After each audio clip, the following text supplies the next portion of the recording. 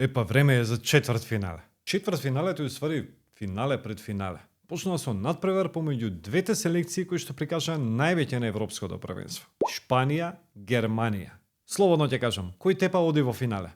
И штета што една од овие две селекции ќе си ода дома. Шпанија е перфектна, ги има сите победи до сега. Германија има 3 победи и едно реме на последниот надпревар кога веќе беше пласирана во следната фаза. Исто така, Шпанија и Германија се најтрофејните две репрезентации на европските првенства. Имаат освоено по 3 трофеи. Сега, интересно е тоа што Шпанија никогаш не победила домаќин едно големо надпреварување. Последен пат беа елиминирани од домаќинот на светското првенство во 2018 година Русија и тоа на пенали. Од надпреварите со домаќините на големите надпреварувања, фановите го памтат и оној на светското првенство против Јужна Кореја во 2002. Тогаш им беа поништени 2 гола и загубија од кодомаќинот на првенството. Да се вратиме во денешно време. Дела Фуенте е на 7 небо. Добро е да имате само доверба, ама шпанскиот селектор е некако пресамоуверен. Сега изјави дека ги има најдобрите играчи, дека го има најдобриот тим.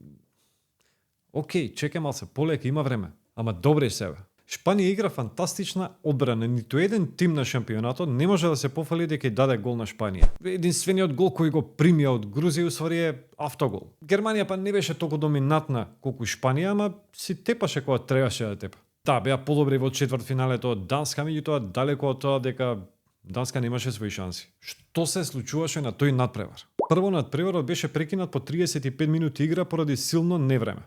Но бурата на небото како да беше најава на бурата која ја видовме на теренот во продолжение. Андерсен, колку само среќа нема овој човек. Му поништија гол поради неговиот палец во офсайд, ама буквално палецот. А потоа поради неговото играње со рака, минимално играње со рака, Германија доби пенал. И да, по драмата на небото и на теренот, имаше уште една драма. На кровот на стадионот, полицијата бркала маскирано лице повеќе од 1 час. Тешко е да се каже кој е фаворит на овој надпревар. Како и да е, големи се шансите од овој надпревар да го добиеме следниот европски шампион. Затоа не го пропуштете овој надпревар. А кој ќе тепа? Појма немам. Може да биде и 1-1, продолжение.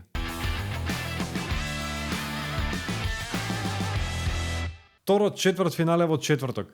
Португалија, Франција. Португалија, иако беше голем фаворит против Словенија во осмина финалето, се пласираше дури по изведување на пенали. Малку фалеше Роналдо да биде трагичар и да не ја гледаме Португалија во четвртфинале. Како ретко кога, Роналдо треба да му биде благодарен на голманот Диего Кошта. Значи, на Роналдо не му одеше ништо од рака. Шутираше, креираше шанси, рипаше, трчаше, урлаше по терен. Џабе.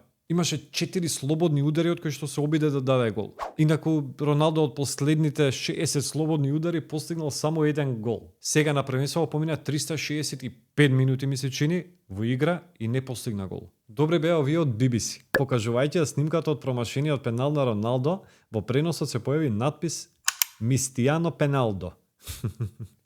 Си поиграа со зборот мис, промашување и пенал во склоп на името на Роналдо. Да, збор 2 за голманот.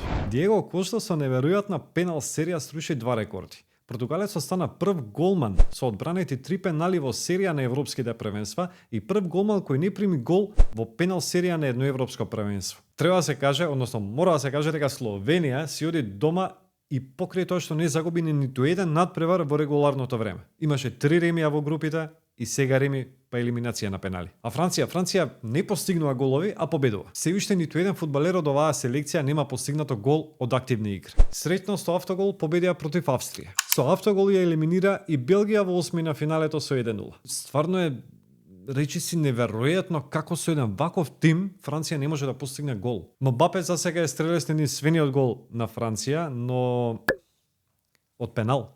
Сега може би проблем за Мбапе е маската. Самиот призна дека му е тешко да игра со маска бидејќи му го намалува видното поле. И сега, прашањето е кој ќе тепа во дуелот на двете селекции кои што не прикажаа ништо до сега или прикажаа малку. Ништо чудно да биде 0-0. Франција не постигнува голови. Португалија има гранитна одбрана. Роналдо не дава голови, го нема нигде, така да 0-0, 2 топ четвртфинални надпревари. Следете на социјалните мрежи на Инстаграм и на Фейсбук, лајкувајте, коментирајте, ставете subscribe на YouTube каналот BMG Network и бидете во текст со сите актуалности на европскиот шампионат. Очекувајте за брзо време ново видео со следните 2 четвртфинални надпревари. Чао!